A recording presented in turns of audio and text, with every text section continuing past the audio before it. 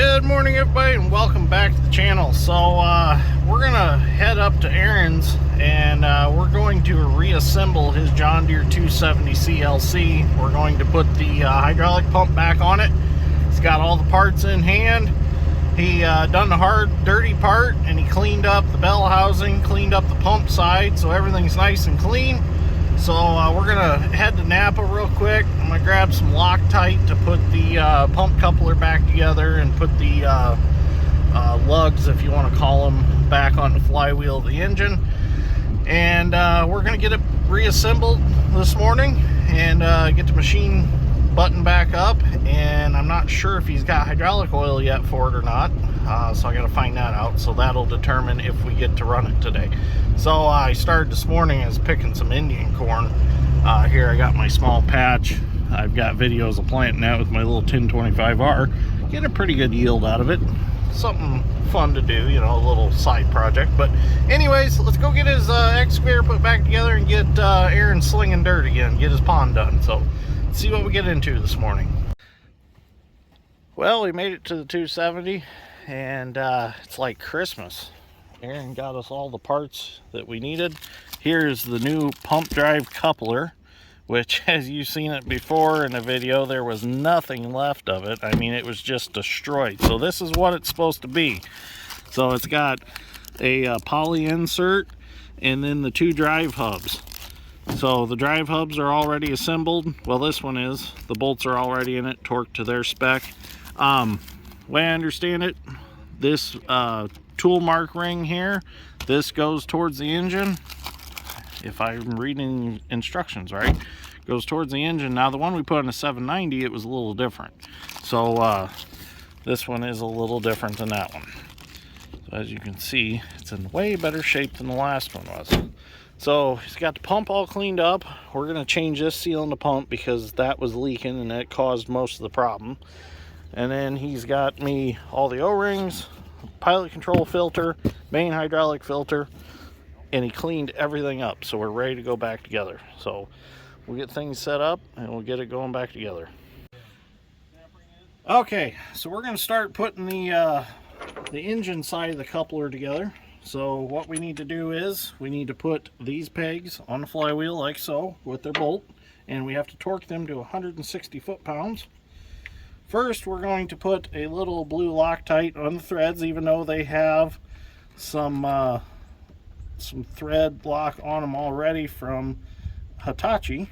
And if you note, you see the box that these parts came out of, they say Hitachi on them. So that gives you even more proof that Hitachi builds the John Deere excavator. Now, I believe it goes, any of the excavators that the engine set in long ways, like the old 690A, 690B, 690D, all of them were John Deere's design. That was before John Deere and Hitachi got together. Now, is it possible that some of the things in them excavators were Hitachi blueprints as far as hydraulic pump, hydraulic motors, stuff like that? I don't know. Could be very possible. So we'll get these put together here. Now I'm going to run them up with the impact a little bit just to snug them. And then I got the torque wrench set up. We'll torque them to 160 foot-pounds. That was John Deere spec, or Hitachi John Deere. We called Westside Tractor and asked.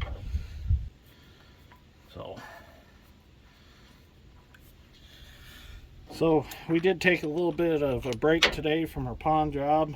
I've been running a 220 on a pond job. I got a video started on that, so be looking forward to that video also. Oops, I got that one wrong. That was kind of embarrassing. So now, oh, thank you. Oh, crap.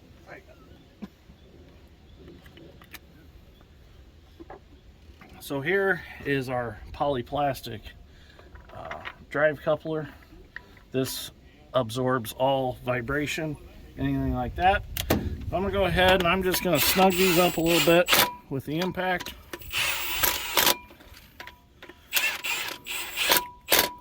Use that coupler as kind of alignment. So there are roll pins in the flywheel, and if the roll pins are in good shape, you really don't need to replace them. I see no reason to replace them. Make sure that we're tight all the way around. Here's our pump drive coupler. I'll show you how this slips together. Now this tool mark ring right here says E on it. That's engine side. So when it's on the pump, it goes in there like so. And then the plastic absorbs all the vibration. Oh, and also I'll note, you'll see the way that they machine this. They drilled 2 holes through here, then threaded for the set screws. So when these set screws push, they've thinned this out so that that'll clamp down tight on the shaft of the hydraulic pump, so this cannot move.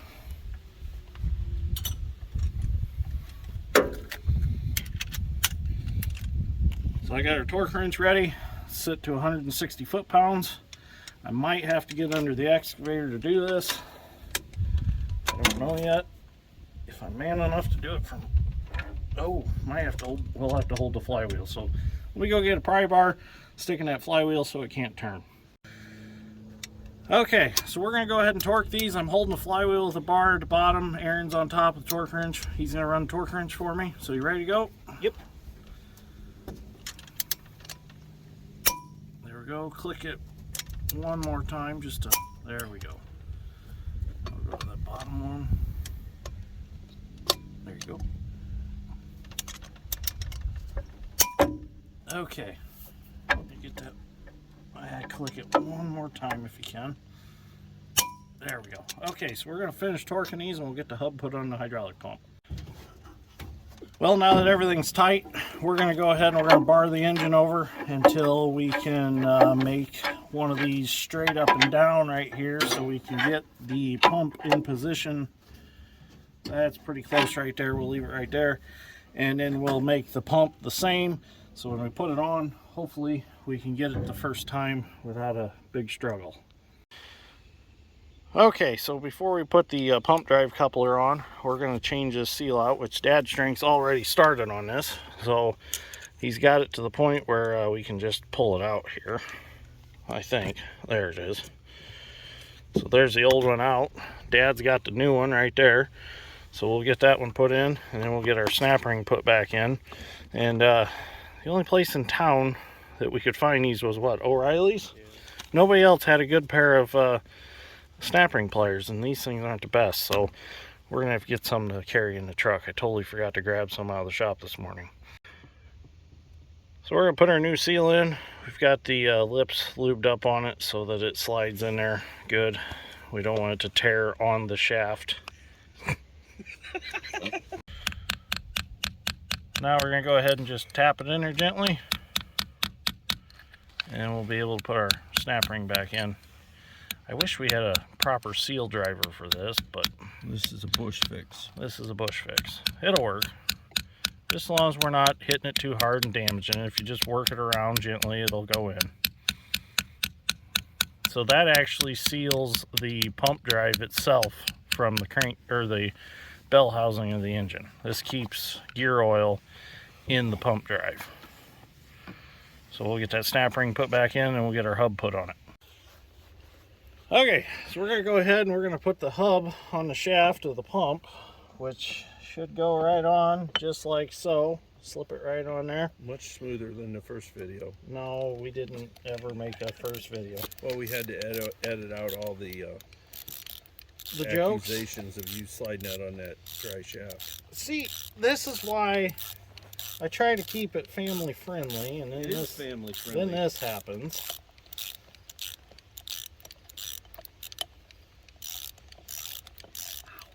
So we're going to go ahead and we're going to get these tightened up, and then we'll torque them real quick. 60 foot-pounds is what these get torqued to. We got the blue Loctite on them. So we're not actually sponsored by Loctite, but someday we might be. So we're using Loctite products here. So, and this is actually a Hart Tools ratchet. Click. There's our 60 foot-pounds.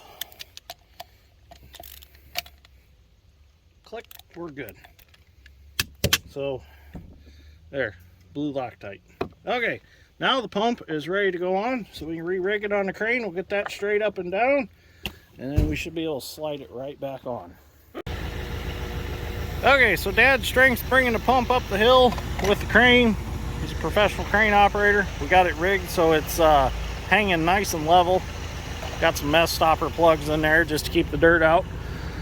So we'll get it closer to the excavator, and then we should be able to swing it in there no problem. So it should go together rather easily if I got everything lined up the way I want it. So he's going to drop it straight down. Aaron's going to guide it. Once we get it close, we'll get a good look at it. And if it's close, we'll be able to swing it right in, and it'll lock right in.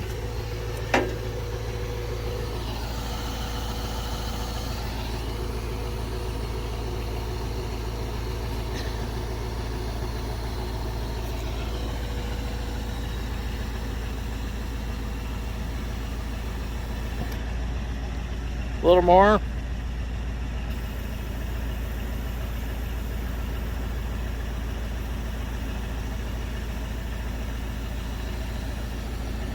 Okay, we're gonna try that. So we got it in here, and it slid right in. Couldn't ask for more storybook perfect alignment. I got this one. Yeah, there we go. I got this one. And there's only 8 bolts that hold it on, which is surprising. You'd think there'd be more bolts than that, but that's all it takes to hold it on, I guess. So we'll get these bolts in. We'll get them tightened up.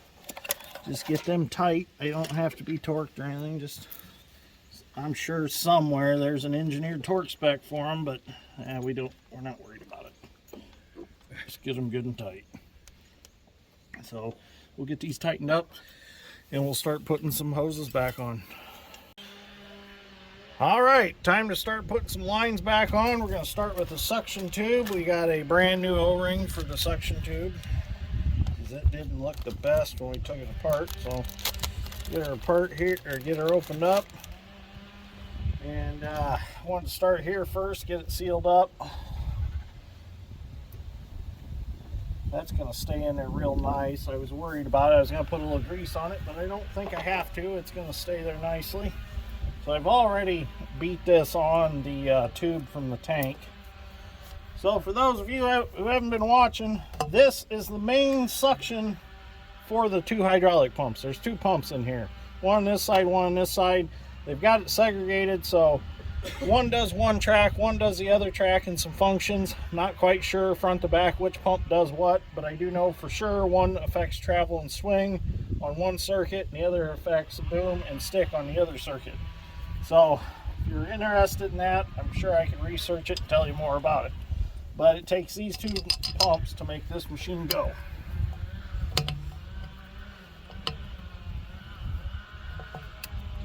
Oh, there you go. Get a punch in there. There you go. That's better.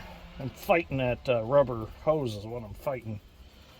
Might have it a little too far on it, but that's all right. Yep, it's started now. So we'll get this sealed up. That'll seal up that really big hole. Dad and Aaron went to Stark County Co-op. They're going to get us a barrel of AW46. AW46 is what you run in these. Oh, where'd my... Oh, here it is. Yep, that's the right one. Gonna go ahead and we'll snug these up.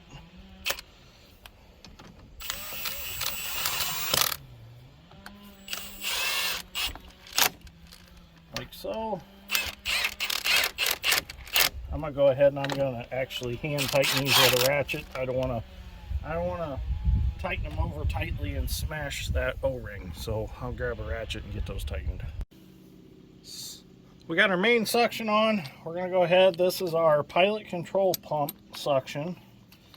This pump is what pumps all the oil to your pilot controls that open and close the main valves in the excavator so that it can be done easily. The pilot control system runs at like 600 psi compared to the main hydraulic system that runs, I believe, around 100 pounds if the machine is correctly set.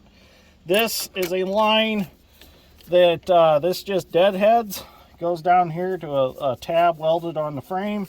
And the idea of that is if there's any shock in like the boom or the travel system or anything like that, that's supposed to absorb that shock and not hurt anything internally in the pump. They just, once in a great while, they will blow out. We've had them blow out before on the 200.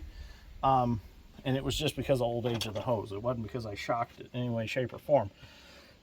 This is the other shock absorbing hose on this side, and there is an actual technical name for them, but in layman's terms, they're shock absorbers basically. So now I'm going to go ahead and I want to start at the bottom up here. This is another pilot control line. I'll get him hooked up and then we'll work on the top. Go ahead and tighten these up real quick. Get that one tight. Get this one tight. And yes, I did tighten these clamps up on this return hose or suction hose. That's all finished up. So now we'll move on. Okay, moving on to our main pressure lines. We'll take our mess stoppers out. Holes are clean. I did spray them off with brake clean just to make sure. We'll get our long hose started here. Now these are a little bit of a bear because they are stiff. So really the best thing to do is get one half of your clamp started. And then make sure your O-ring's on there. All our O-rings are good. Just hook it behind there. Maybe snug it up just a little bit more. Always keep an eye on the O-ring. Make sure the O-ring stays in its groove. If not, it'll hold for a little bit and then it'll pop and blow out. You know, sometimes you'll bump the hoses for the bucket cylinder and you'll loosen them up. You'll see it dripping, so you jump out with a crescent wrench. You know, I always carry one in my side box. Jump out, tighten it up, go back to work. 5 minutes later, it's leaking. You're spraying oil out. And you might as well have just stopped, walked back to the truck, got your O-ring kit out if you carry one. I do, I carry one. And got a new O-ring and just put in it, because guarantee you every time they get broke loose, it's just enough pressure gets in the groove, pops the O-ring out. When you tighten it up, it pinches it. And it always starts leaking.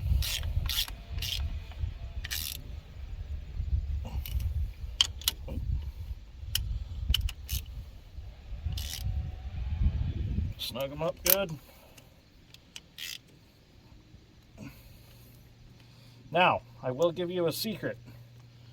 If you can't get these Allen head bolts out, take a good punch.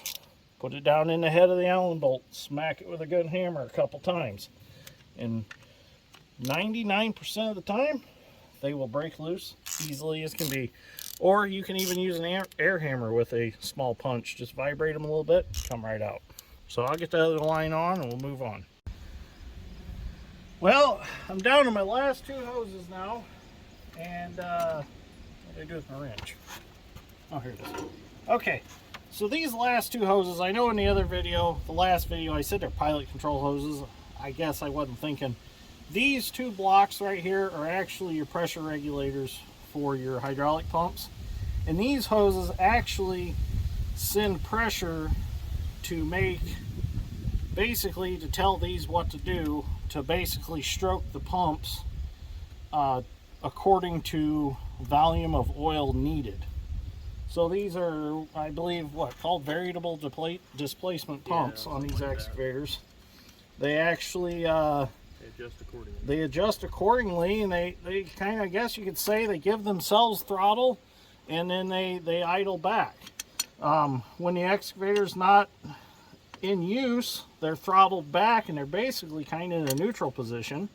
And then when the excavator is demanding oil, they're stroked and it causes them to pump more oil or less oil. So kind of interesting how they work. Oh, I got this one little hose. I can't believe I missed him, but that's all right. I was gonna look it over.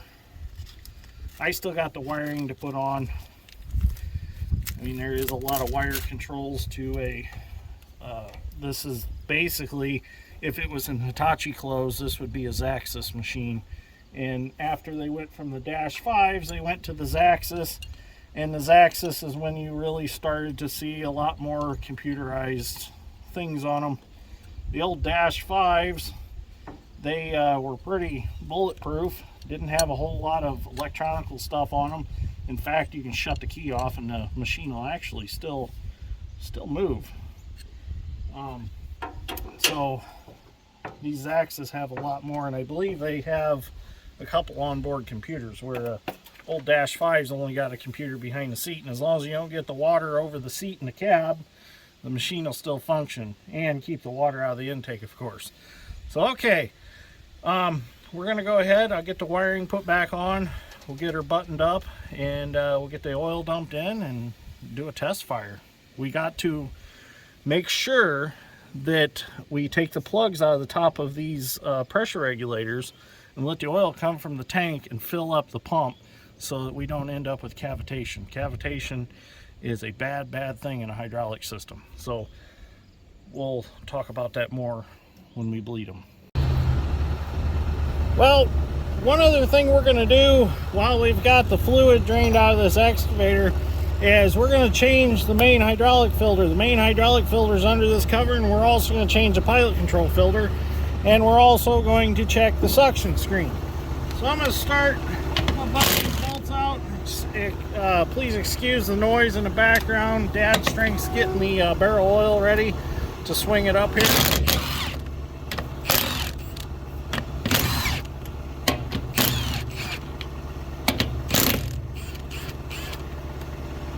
So these are spring loaded to hold that down. There's a little condensation on the bolts, I see, which is pretty well normal. Aluminum cover, pull spring out. And here's our filter.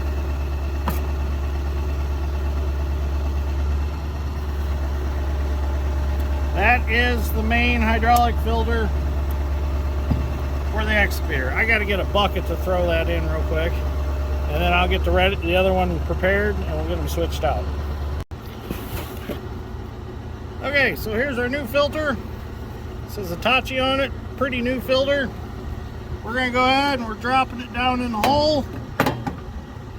And there is a raised spot down in there that it sits on. It seals it up. Then we have a brand new O-ring. This is our spring that goes back on top. Now the trick is to get this cover back on without the O-ring dropping out.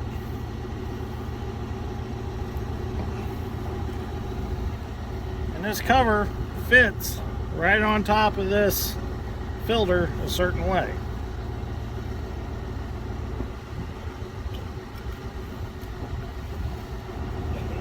There we go.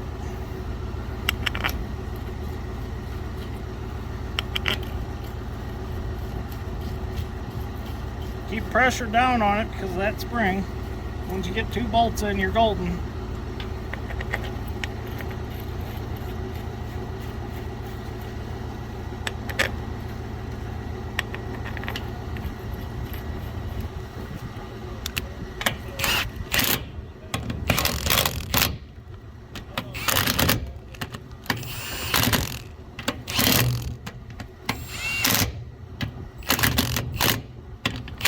Okay, filter's changed. Let's move on to our suction screen. We'll check that out, make sure we don't have a bunch of debris in it. The suction screen is located under this cover. This is also your fill hole.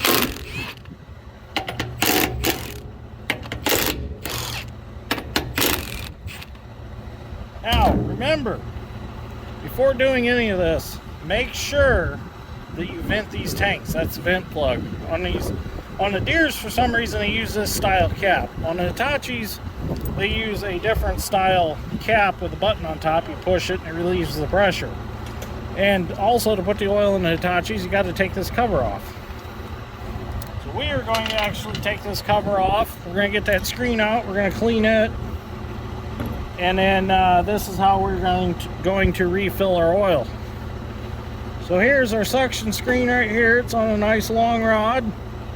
And as you can see, there's really nothing in there. So that is a good sign. That's a really good sign. So I'm going to take this, I'm going to spray it out with some brake cleaner, bring it back up here, put it back in, and we'll go ahead and get our oil put back in the machine. Okay, here we go. Dad Strength's going to swing us a barrel of AW46 Country Mark oil.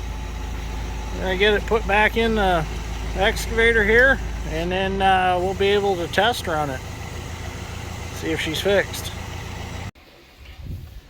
Well, the oil's going in now. We'll watch the sight glass. We'll fill it up. Should take about a barrel to do it.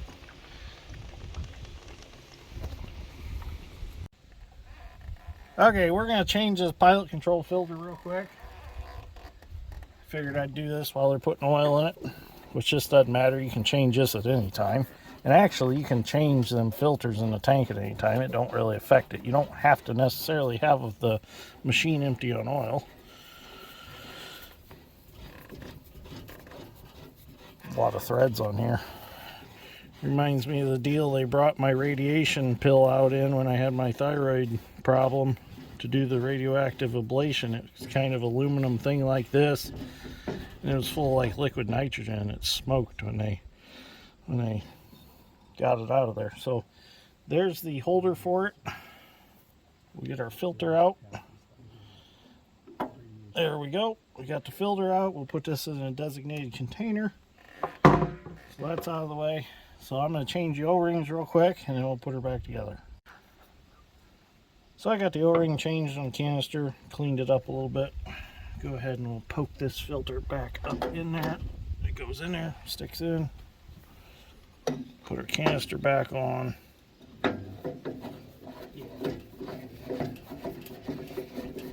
Thread her back in, and we'll tighten her up. And then we will bleed the pumps, get the air out of them, and then we'll attempt to start it. Right on set. Well, I got the camera set up here on the counterweight so we can see what's going on. So we're going to take our plugs out, or back them up. I've already broke them loose. So if everything works properly, we should get oil out of the tops of these. This is going to allow oil to come up into the pump, and so that way we don't cavitate when we first start.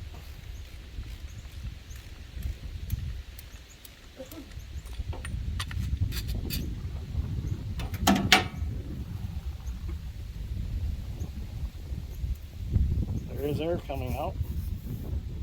Can't hear it because of the wind, but I can hear it.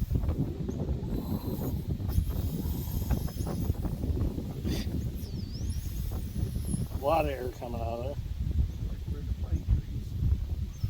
there. Air coming out of this one too, so I don't know if I need to really back that one out anymore.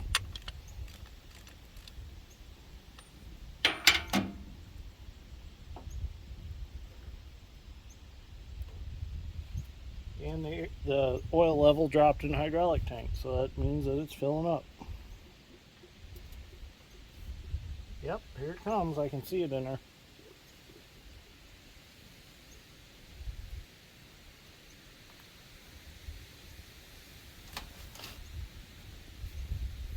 I don't know if we can see it on camera, but the oil's definitely in there, and it is coming up slowly. There's not much pressure, just whatever weight of the oil's in the tank. Very important you do that. It's very important you do that. Oh, I said that already. There we go. It's very important you do this. Dad insists I say it again. But I think we need to put a little more oil in the tank. Okay. But we definitely have oil in our... So we're going to put a little more oil in, so it'll bring that level up some more.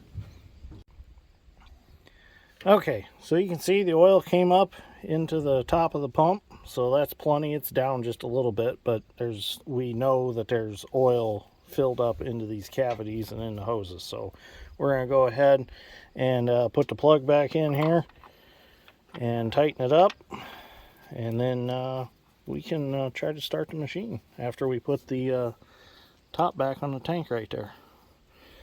So everything's going smoothly so far. So we're going to dump some gear oil in the pump drive since we know it's low.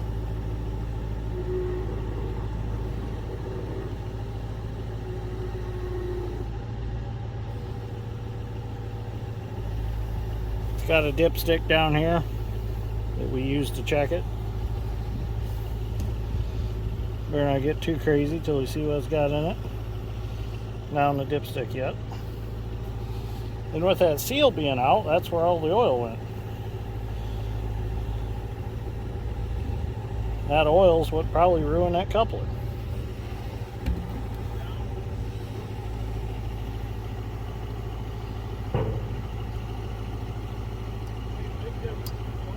So we'll get the oil put in there, and then we can start it. Okay, so it's not turning over fast enough to start, and we put the battery jumper pack on, still not enough to get it turning over fast enough to start. So that tells me that we have a lot of battery connection issues, and of course we have these battery repair ends that you know I do not like. So we're going to go through, we're going to get 2 new batteries for it, and I'm going to make new cables for it. And I'm actually going to go, this cable needs replaced because it's way too short, so I'm actually going to replace that one also. You can see how tight they've spliced on the other end, and they've got it pulled so tight it's pulling the switch off the wall. And then the ground switch or ground cable's junk too. So we're just going to start completely over. Well, that sun sure is bright this morning, and it's burning off this fog. We got some frost last night, we got some frost the night before, so that's going to level the playing field on the soybeans, get the rest of the green out of them, so that we won't have to cut around any green patches, which that's what I like to see. I don't like to go to a field, cut, and then come back and cut a green patch or two. So anyways, this morning we're going to head up to Aaron's. We've got 2 brand new interstate batteries. We were going to go up there yesterday, but one battery wasn't going to get here till like 10 o'clock, so we just went ahead and worked on our pond job. I told Aaron, I said, well, we'll just come up tomorrow morning, and we'll just get a fresh start in the morning, get them put in.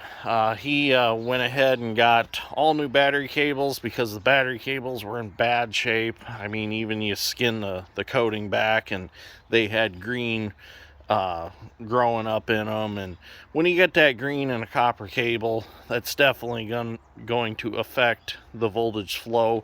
So I said, you know what, let's just start all over. That positive cable was too short anyway, so he went ahead, got new cables ordered, or got them made, sorry. Our buddy Justin at Batteries R Us dropped off these 2 interstate heavy duty 860 cold cranking amp batteries for the 270. Those will really whip it over. In fact, if you ran out of fuel, you could probably reach over, hold the key, and finish loading the truck if you wanted to. Well, maybe not, but it sounds good. So anyways, I'm gonna get these loaded up in my tool truck. As soon as Dad's strength gets here and Dad gets out, we'll head up there, we'll get them thrown in, and hopefully we'll get Aaron digging this morning. So pretty excited. Oh, and thank you if you've made it through this video so far. Thank you for watching. I greatly appreciate it. It's because of you is why I'm at 23,000 subscribers today. So thank you for watching. I appreciate it. I thank you for all the comments, even though I can't get back to all of them. I try to at least like them and hit the little heart button. So I read every comment. Don't think I don't, but sometimes I just don't have time to get back to them. So thank you everybody for watching and sticking it out. I really appreciate it, and I will keep the good content coming. Don't you worry. There's a lot of cool stuff coming up, so stay tuned. So let's go get that hoe back together. I think I hear Dad's strength coming right now. Well, we got the batteries put back in, got the new cables on. The guys at Napa didn't put heat shrink on these, kind of pissed me off. But anyways, this is wired up 12 volts. So you have positive to negative, then you have negative to ground, and then you have positive to the machine. So it should be ready. The batteries are charged, should be able to hit the key, and hopefully she'll start right up. So I'll get Erin in the cab and see what she does. All right, let's see if she starts. It was pretty cold last night, so Oh yeah. She sat for a long time. Let her warm up here and then we'll try it.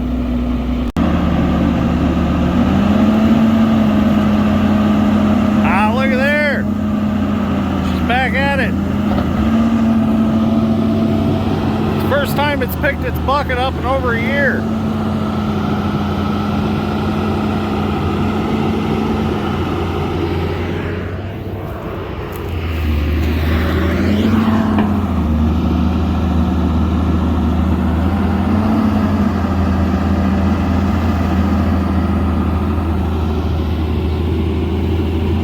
Nice. She's fixed. Sweet. I don't think he's running her wide open yet, but that's okay. So anyways, I think we can call this one a success. Thank you for watching. I greatly appreciate it. And we'll see you all in the next one. Remember, if nobody else can help and you can find us, you might be able to hire dirt grade and steel.